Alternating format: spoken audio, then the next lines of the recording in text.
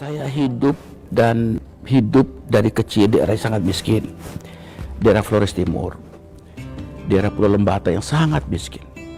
Kami sekolah juga tidak pakai baju, hanya ada celana-celana saja, pakai sepatu pun tidak. Jangan sepatu, sendal jepit juga nggak ada. Mengambil air itu untuk usia saya berkilo-kilometer. Mandi itu kadang-kadang mandi besar ya, di tempat tiap Jumat aja. Selebihnya itu mandi digosok dari badan. Saking miskinnya.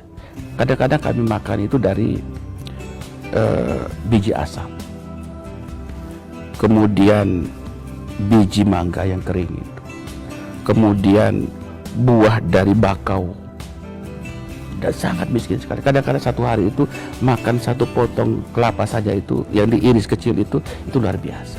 Jadi dengan kemiskinan sejak kecil itulah membuat saya sekarang waktunya lah puncak prestasi politik saya untuk rakyat dimanapun, untuk orang miskin, dan doa orang miskin itu dijawab oleh Allah Subhanahu. Ya, ke Jakarta. Ya, naik perahu lah selama 7 hari. Naik perahu, kemudian naik kereta, naik kapal, perahu. Kemudian datang ke Jakarta, kemudian menjadi penjaga sekolah, menjadi tukang sapu di SMP Muhammadiyah. Sekarang OB, dulu tukang sapu, penjaga sekolah demi Allah di panti asuhan. Nah, saya kalau orang lagi rapat itu saya membeli nasi, kemudian saya nanti kalau ada sisa nasi itulah giliran saya untuk mendapatkan nasi bekas itu. Dan itulah yang kemudian timbul empati pada rakyat luar biasa. Kalau boleh ini saya nggak mau jadi anggota DPR. Kalau mengkhianati rakyat nggak berani. Dan terlalu banyak air mata di belakang saya, mereka menunggu. Maka ketika saya reses, saya turun. Saya dapat uang 260 juta, saya pasti habis. Saya tidak pernah ada sisa sen pun.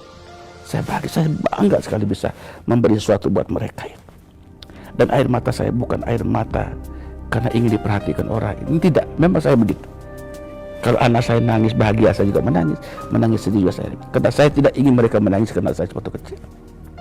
Saya bercita-cita semua anak Indonesia itu bisa sekolah, bisa ibadah dengan tenang. Mereka bisa mendapatkan kebahagiaan sebagaimana yang kita cita-citakan. Kita nggak boleh ego. Sebagai seorang pemimpin, kita tidak boleh ego. Jangan kita mencita-citakan kebahagiaan kita sendiri, tapi juga kebahagiaan bersama untuk rakyat kita. Saya tidak ingin mengkhianati rakyat saya. Jangan. Terlalu banyak air mata jatuh. Ya, kalau pemimpin Indonesia tidak boleh membuat air mata rakyat terlalu banyak jatuh. Dia akan menjadi saksi, dan itu pertanggungjawab luar biasa besar pada Allah Subhanahu wa Ta'ala. Dan saya sadar untuk itu. Iya, itulah ya, perjalanan hidup itulah membuat saya harus menjadi lebih arif, menjadi lebih bijaksana, menjadi orang yang amanah, menjadi orang yang harus betul-betul berpikir untuk rakyat. Jangan pernah menyimpan harta di hatimu, tapi simpanlah harta itu di tanganmu, agar engkau menjadi ahli sedekah, maka niscaya di langit akan mencintaimu. Maka seringkali saya pidato atau berdoa, cinta yang di bumi, niscaya di langit akan menyayangimu. Saya terus terang saja, sejak kecil saya bercita-cita ingin selalu membahagiakan orang. Dan jalan yang paling dekat untuk bisa membuat orang bahagia adalah pendidikan. Maka saya mendirikan sekolah. Meskipun saya nggak punya uang, saya mau punya jalan. Saya mendirikan sekolah di mana-mana, agar banyak anak Indonesia, terutama anak yatim, bisa sekolah dengan harga yang murah, suku-suku gratis, dan terjangkau, dan berkualitas bagus. Saya tidak ingin menjadi ria. Saya juga saat sekarang mendirikan beberapa sekolah baru. Saya lagi cari tanah lagi untuk mendirikan pondok pesantren lagi. Hidup saya biarlah harta saya tidak ada, tapi saya bahagia ketika mereka bisa sholat, bisa ngaji. Dan pada saat mereka wisuda, saya biasa memberi sambutan. Saya pun menangis bersama orang tua. Bahagia. Setiap orang yang sekolah di tempat saya, mereka pada saat wisuda kemudian menetes air mata bersama orang tua. Pada saat itulah saya merasa hadir bersama mereka. Jangan karena uang kemudian mereka tidak sekolah. Terlalu banyak negeri ini berjanji kepada orang miskin, tetapi tidak pula mereka menghargai anak yatim, tidak menghargai orang miskin. Faktanya banyak anak miskin tidak sekolah. Banyak pejabat lingkungannya rumahnya mewah, hidup mewah, anak yatim tidak terurus, tidak pernah selesai. Tapi saya malu dengan Tuhan. Saya malu dengan Allah. Saya malu dengan Nabi saya. Dulu Nabi mendirikan agama, menjadikan agama ini penuh dengan peperangan, sampai mau terbunuh. Kita tidak pernah lagi. Kita sekarang tinggal bagaimana menjalankan agama dengan baik. Dan agama itu mengajarkan dua hal yang paling pokok, yaitu imanlah engkau pada Tuhanmu dan beramal solehlah, niscaya banyak rahmat yang datang kepadamu. Karena rahmat Allah itu meliputi seluruh isi alam. Satu hal, jujurkah kita dengan hati nurani kita sendiri? Jujurkah hati kita mengatakan rakyat Indonesia bagian dari tugas dan tanggung jawab kita?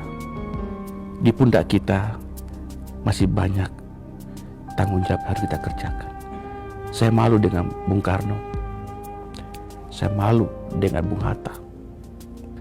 Mereka memperjuangkan bangsa ini bukan hanya dengan air mata, jiwa raga mereka dipertaruhkan. Bung Hatta sampai mengatakan, jikalau negeri ini tidak mampu memberikan kesejahteraan pada rakyatnya, biarkanlah pulau-pulau yang ada di Indonesia biar tenggelam ke dasar laut, lebih berarti daripada rakyat menderita. Itulah ungkapan Bung Hatta. Maka saya kadang-kadang malu ketika saya kalau bicara tentang sesuatu selalu ingat Bung Karno dengan Bung Hatta. Kenapa? Karena mereka tumbuh bersama masyarakat. Mereka hadir bersama masyarakat. Dan mereka sangat mencintai rakyat.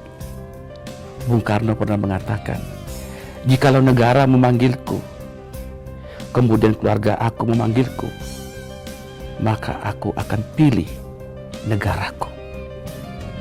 Terima kasih. Anda telah membuat saya terkesima dan kembali mengingat apa tujuan hidup sesungguhnya. Ya, hari kita masih panjang. Hari kita masih panjang. Nabi Nuh pernah mengatakan kepada umatnya, jangan pernah lelah berdakwah. Meskipun engkau sendiri tidak pernah dihargai orang, tapi cukuplah hati dan air matamu menjadi saksi dari sebuah kebisuan dan kepalsuan hidup manusia.